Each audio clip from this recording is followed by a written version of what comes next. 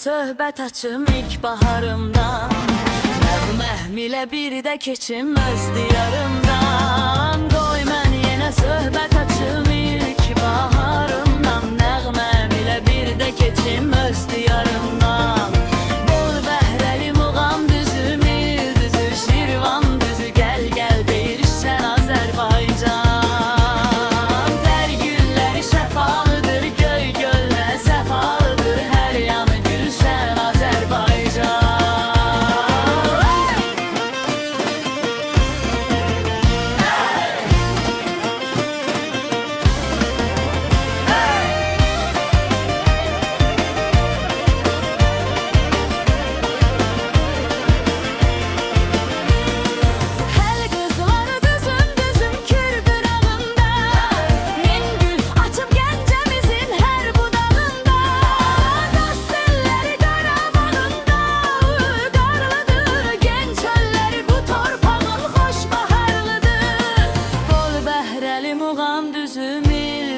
Şirvan düzü, gəl gəl deyirsən Azərbaycan.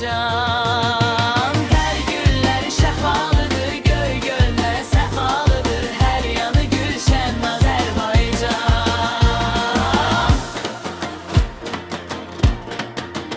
Hey!